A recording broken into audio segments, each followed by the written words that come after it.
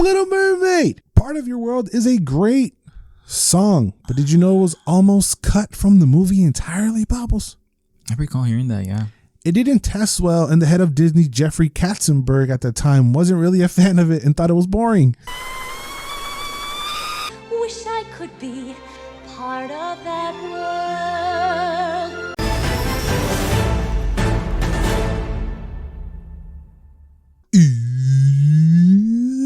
Welcome to List. This is a show that's like our name of the Geeks New Jersey Podcast YouTube channel. Watches, watching, and view for your viewing pleasure. I'm your host, Enterprise, and today, making their list debut, Miss Bubble. What'd it do? Up there, stupid up. Oh. The movie we're scratching off the list is Bubbles' personal favorite movie of all time, 1989's The Little Mermaid. It's a good year. A mermaid princess takes a Faustian bargain in an attempt to become human and win a princess love.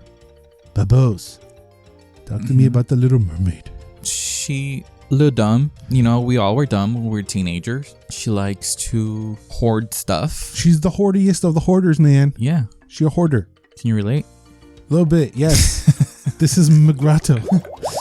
But why do you love it so much? I don't know. I was thinking the other day, like, why did I like it so much? I don't know. It's pretty colorful. It's weird because I made this a point when we started watching it the other day that the beginning of it is not colorful at all. It's super gloomy. And I came to find out that was done on purpose to translate the color and the livelihood of Under the Sea with all those colors. So Under the Sea is mystical, mystery, scary. And she's also really pretty. Like, for some reason, the way her hair moved, I was like, oh. Yeah. That's me. Unrealistic body expectations too. The waist. The little itty bitty waist. How are the shells holding up there? Who cares? And she's like naked for a lot of the movie too. You know, which is weird. Shout outs to Disney. I do think out of the princesses movies, this is the best one. Wow. There's more stuff going on. And then the other ones are slow. And this one kind of picks up really, really quick. It kind of is quick paced. This kicked off Disney's Renaissance era. After this, we had Beauty and the Beast, Aladdin, Lion King, Hercules, Pocahontas.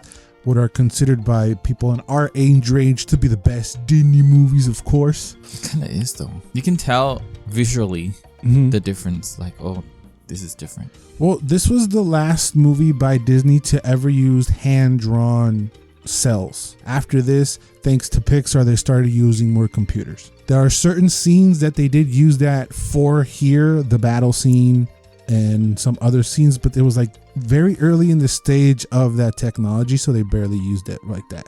But you can definitely feel the difference. Even with the other movies in the Renaissance that do use that, movies don't feel like that anymore. The story of The Little Mermaid is based on Hans Christian Andersen's fairy tale of the same name. A homosexual. Was he? Yeah. Mira, shout outs. He wrote it inspired by another man that he couldn't have because the other man was straight.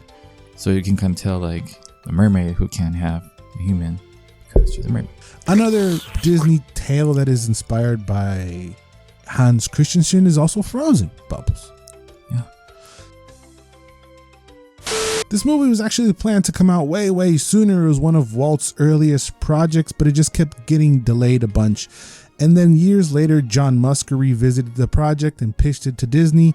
They were still iffy about it. The head at Disney at the time wasn't too keen about the story, and it took him a couple pitches, and then he finally bought into it.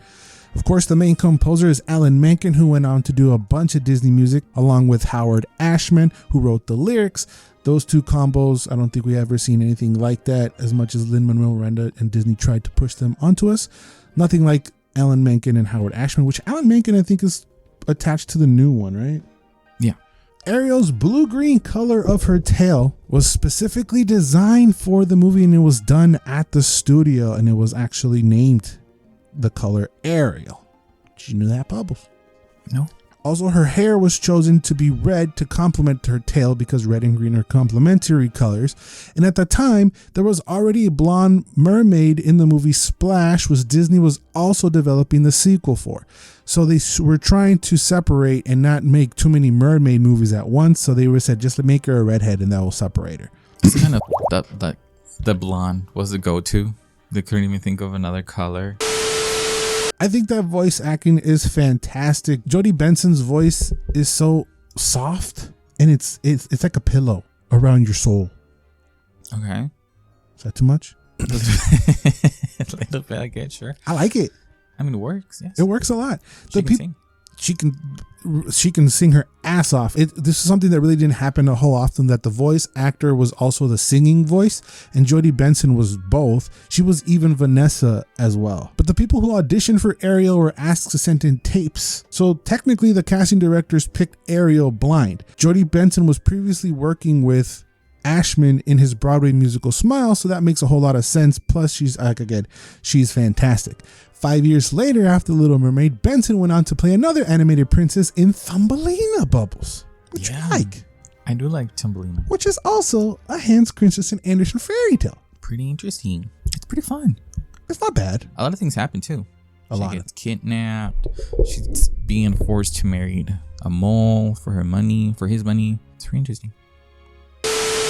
But you mentioned how pretty Ariel is. I did not know that her appearance was based on Alyssa Milano. Yeah. And now that you point at it, it looks exactly like Alyssa Milano young, like the face of the shape of her face more than anything. When I saw that, I was like, well, she doesn't look like her. To me, she didn't look like her. It's just like the facial structure, the angles of her face kind of, and how big her eyes are. The live action reference was portrayed by Sherry Stoner, who also did Belle later on and was a writer for the Animaniacs. She was kind of cool. They also used her a lot under the water to animate her hair, which you point out to how it was a real pain in the ass to try to figure out how to draw stuff under the sea. Pinocchio was a huge inspiration. There's a water scene under there. This was just said as a joke, but it could have been true that there was over 1 million bubbles animated for the movie. Damn. But like Ariel's voice is a sweet little pillow, Ursula is 100% the opposite. It's rough and heavy, kind of like a sledgehammer. It is very grimy. It's like witchy. It's evil. It's great casting too. The original inspiration for Ursula was actually B. Arthur, one of the Golden Girls. And the movie was written with her in mind, but she later turned it down. There's speculation that her agent never gave her the audition or whatever. But they eventually did cast Elaine Stritch. She was casted instead, but during production, she was butting heads a lot with Howard, so she would let go. And then we got the legendary Pat Carroll was casted instead, which, like you said, is a perfect fit. Roseanne Barr also read for Ursula, even though she was auditioning for Carlotta, but the director and the casting director, her voice was just so unique that they made her read for Ursula. Ursula's first frame of reference was a friend of the director actually dressed in drag, and after he did his first sketch, people noticed that he kind of taking shape of Glenn Milstead, aka Divine. You can immediately see and tell by looking at them side by side. People and fans online argue that Ursula is actually not an octopus because she only has 6 tentacles. And this was done because it was cheaper to animate 6 than 8. But other fans, probably like Bubbles, would argue that her arms are the extra 2 limbs. That's what I was gonna say. I mean, they're not tentacles, but no. I don't know. I think it's important what she is. She just is. No, she went through many iterations. She was going to be a tigerfish at one point. She was an evil mermaid at one point. But the point is that she's a sea witch. There are some pretty cool designs. Yeah. She's so imposing visually that she's still iconic to this day. Yeah. Voluptuous. I was a little confused sometimes while watching the movie because she references the castle a lot, and her ultimate motivation to me of why she wants to do all this was kind of, I didn't understand it. Like, why she's just evil just to be evil. It is explained in a deleted scene and in a deleted verse of the opening song where they explain that Ursula is King Triton's sister, but it was eventually cut out due to time, which I would have thought that would have helped tremendously for Ursula's backstory if they would have just left it in there. They could alleviate. Could have been a throwaway line. Explains a lot. But they do cut out a lot of her backstory. Ursula is such an interesting character that you want to know more. But in the original script, Ursula was supposed to be Ariel's aunt. There's a sequel and a prequel that kind of touch a little bit on that, but the thing that touches upon it the most is actually the Broadway musical that tweaks a bit of the original story, where Ursula and Triton are actually children of Poseidon, and they were each left with one half of the sea, plus magical items. Triton, of course, gets his father's Triton, and Ursula gets the conch. horrible word. Conch. It's a shell. It's a magical shell. There's also like verse cut in Poor Unfortunate Souls that gives even more backstory between her and King Triton, which that's the only thing that felt is really, really missing for me. They simplify it. I mean, at the end of the day, it's for kids, and kids really don't care. It's like, no, she's evil. What I didn't know was that Benson and Carol actually lend their voices for Kingdom Hearts. I didn't know that, even though that's probably the worst level. Sorry. The whole Under the Sea? It's not. I like being a dolphin swimming, but the Guitar Hero section is whack. Well, that's on the second one. Right. The first one? The first one's good. Yeah. The second one is like, what are we doing here?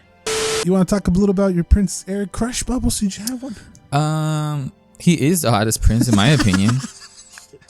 I mean, facts. Okay. Is it not? I don't know. Why not? You can have an objective opinion. I don't have a male type, so I don't know. I think he's the hottest, and then maybe Flynn Rider's the second. Well, they're kind of the same looking. The other one's just a brunette. Those two movies are pretty similar. Tangled and Little Mermaid. Sheltered girls seeking for more, yes? Yeah, there's a lot in there. But did you know that Jim Carrey actually auditioned for Prince Eric? I don't know. His voice is very goofy. I don't think I've ever heard it talk normally. Doesn't really fit, no. He's not like a prince. He could have been Scuttle. Scuttle was actually the legendary Buddy Hackett, and for that, Bill Maher was considered for the role, and actually Kramer himself, Micah Richards, actually auditioned for the role as well. I think I like Buddy Hackett over those two anyway. But yes, Flounder, Sebastian, and Scuttle provide the comedic relief. I felt them to be not too much. They were good. I think Sebastian's voice is like really, really cool. That's like, the best one. It's really unique. It has a lot of flavor to it. Originally, Sebastian was supposed to be kind of barely in it, but Ashman took the script and felt like it needed a little something. So he grabbed Sebastian and turned him into a Jamaican singing crab. A lot of people will argue that his accent is actually not Jamaican and is Tobagan, whatever, Caribbean. It's beautiful. He's actually a really important character. He's a lot in the movie. Yes. He's technically guiding the whole thing. Flounder isn't actually a flounder fish.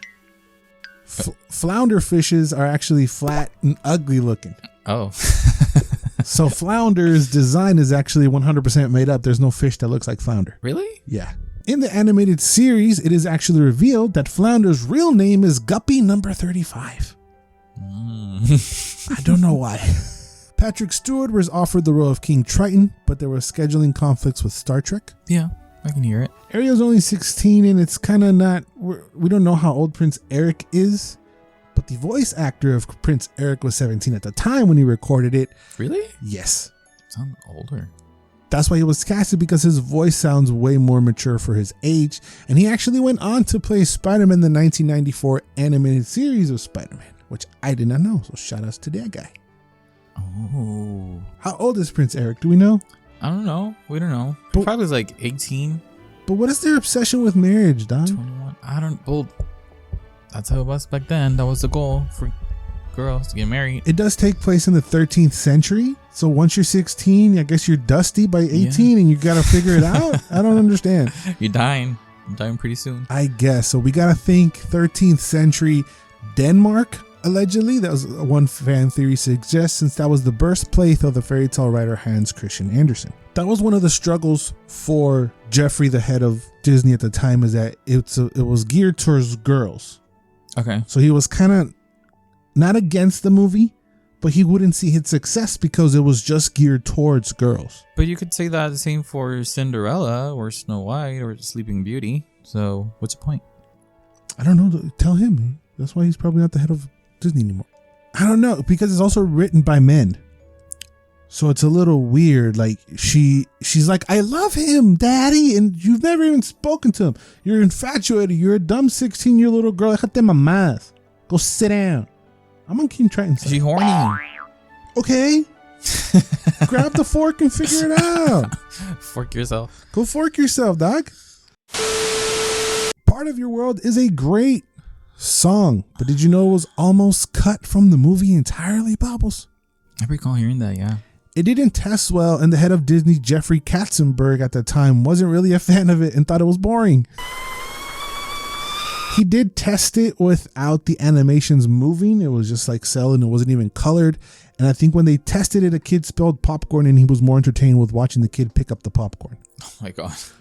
But the animator was like, chill. Let me finish the scene and play it again. And when they did, it became the best part of the whole movie. Wouldn't that be if she didn't have a song in her movie? He was tripping. He was 100% tripping about the whole movie.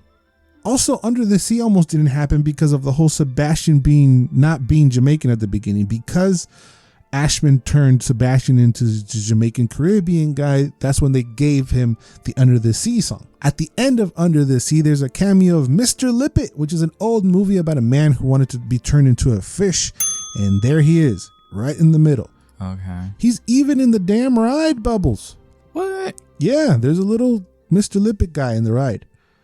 There's also at the beginning of the scene when King Triton's going to the concert. You can see Donald, Mickey, and Goofy sitting down. That's pretty wild. You can also see Kermit right there too? No, I don't remember Kermit. Seaway. Kermit's right there sitting there. Right there just chilling. Thick. One little kid in the audience has Mickey ears as well. But yeah, Mickey's not only chilling there at the concert, there's also a hidden Mickey inside the contract. Oh. But there's another cameo with the King and Grand Duke from Cinderella as guests at the wedding. They're just right there chilling. You can blatantly see when Max is about to bite Vanessa in the ass. Another great song is the second song because I wrote these in the orders. Poor Unfortunate Souls. Poor Unfortunate Souls is pretty iconic, yeah. Kiss the Girl is also very iconic. It is. I forget about it, but yeah. I forget about it as well. It's pretty crazy that Sebastian has almost as many songs as Because I think Ariel. that's one of the ones they're changing because it sounds a little like rapey.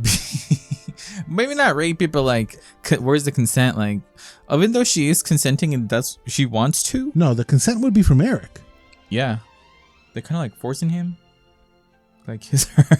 He moves forward to do it. I mean, he wants to. Yeah. He's beautiful, and she just met her, but who cares, right? It's the first date. Do you kiss on the first date? I wouldn't kiss Prince Eric because he's such a fucking loser with his little recorder, man. Recorder or the flute? The flute, little flute, recorder, whatever. And then when I wrote this down, he throws it in the ocean. He's like, eh. He's a fucking wimp. Fuck him. What do you want me to play? The fucking drums? Be a real douchebag. Get a lute or something. A lute. Yeah. This is a huge plot hole. Why in the hell didn't Ariel write him a letter explaining him everything? Yeah. She knows how to read and write. She reads and signs a contract. What I would say, A ver. maybe we as the spectators can see the letters, but for them doing it, it just looks like a different language, like scribbles and shit. But since we're looking at it, The mer we can people understand. don't speak English. Or the mer people speak murmur. They speak the same language that Sebastian and Flounder speak. But then why would they whisper when Eric is around? Well, you know, it's magic. It's Disney. It's magic. It's like maybe like how Aquaman can communicate with people, but we can with the fish.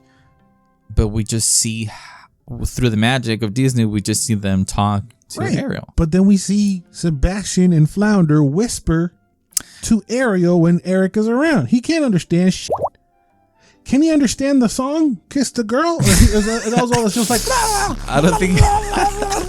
and he's like, "What the f is going on with all these animals, man?" I don't know. I don't think he's like aware of what's happening, and maybe he just was like, "What Ariel? What?" He's like, Ariel. Well, eventually he does love her so much that he has to drive a giant ship through the heart of Ursula. The final battle was so intense that it actually took a year to animate. There was also a deleted merman in Harold. He was a nerdy little merman who was cut from the film due to time. He was actually used originally to kind of show us what would happen to Ariel if she didn't fulfill her promise. And shout outs to Harold. He was pretty cool. They also cut another Ariel song called One Dance, where Ariel is actually daydreaming about her life with Eric, but it was cut because they believed that kids wouldn't actually understand that part was taking place in her head. Okay, I can see that. Let's get into some theories, Bubbles. Okay. One theory suggests that Ariel's voice is magic, and that is why Prince Eric even falls in love with her in the beginning. That is also why Ursula wants Ariel's voice, because it's enchanted, similar to mermaid folklore of them using siren songs for pirates to crash into deathly rocks. So that means that Eric actually doesn't even love her. He's just enchanted by her voice. But she loses her voice half the movie. Then he goes to Vanessa, who has her voice. But she used a voice. Right. And then Ariel gets it back and she's using her voice. She doesn't know she has powers. Okay. But her voice has powers. Okay. That's the theory. Another theory suggests that Ariel and Hercules are actually cousins because Poseidon is her grandpa, right? And Poseidon had two brothers, which is Zeus and Hades, making Ariel and Hercules cousins. Another theory is that Captain Hook is the one that killed Ariel's mama. In Peter Pan, we see a red-headed mermaid. And in the prequel of The Little Mermaid, it is said that Ariel's mom was killed by pirates. Maybe if her mama lived in Wonderland? Right. Her childhood could have been with Captain Hook, and then she ran away and then had Peter her Pan. kids. And then she was like, I'm going to go visit my girlfriends over there at the Neverland. And the Papa's like, no, you're not supposed to go anywhere. Never. I told you never. That's why King Triton is so protective of her, because he don't want the wife to go anywhere because she gonna die, and she died. The movie won 3 Academy Awards, mainly for music. They also won a Grammy, but most surprisingly, they won a lawsuit. They were sued by a woman Oh, God. for the dicks on the cover of the VHS, claiming that there are sexually subliminal messages. But there isn't just a boner in the cover, there was also one in the priestess pants. Do you remember that one? Yeah. That one's a little gross. I think that one was edited in the version we saw Mm-hmm. because they caught on later. I mean, you have to be real quick to catch those things and a little bit of a pervert to be looking at those kind of things, right? But animators are also adults, man, with dirty, dirty minds. I guess. So, like, if you and our animators was like, hey, I dare you to put a dick in the middle of the cover. Nah. Pon la verguilla, güey. No pasa nada, güey. They're not going to notice. It's a half a frame. But that's more of a phallic figure, not so much a like, way. if you're seeing a it's because you want a But I can see veins on the no way. You don't like veins in your I'm okay. But this got released so many times. It got a double release on VHS, and it got 3 or 4 releases on DVD. It's been edited out of it anywhere, so there's no anywhere. Oh. The Little Mermaid. It's a story about a brave, young, naive little girl. And people do like to play down like, oh, she's changed her. She gave her voice and her legs for a man. Then that's a terrible, like, role model for little girls. Which I think it's something they're going to change in the new one somehow. But I don't like they make less that she actually wanted to explore and to know what's a fire, what's the word, burn, all those things. And Eric was just a little token like, oh, I can go up there and there's boy, man, But she sign was me kind of up. obsessed with him too. Well, it was hot. You know, it's like, you're telling me there's cool objects up there and there's hot phone ass man, sign me up. I'll go. Right, so she's a moron. I can relate. I feel like that at some point. You just gave everything up for one person, I guess. She gambled everything. You're gonna be nothing ever. You're gonna become a little flaccid worm for the rest of your life. She gambled and she won. Not really, she lost. She did laugh. Honestly, for me, the best part of the movie is the music. Yes, it's Grammy and Oscar-worthy music, which is what I really cared about ultimately. It's not like I related to Ariel except for the hoarders part. But I think it's the best princess film out of all of them. So if you enjoyed our review plus facts of The Little Mermaid, let us know with a comment down below along with a like. Don't forget to subscribe. I'm going to leave the whole series of the list for you right here and a special episode that I picked just for you to watch right over here. Thank you for watching. Let Bubbles know how fantastic you did in the review. Thank you for watching, and remember to always and forever, you do you. A bye or something? Oh. Bad. Bye. There, we're both in the middle, right? Yeah. Okay.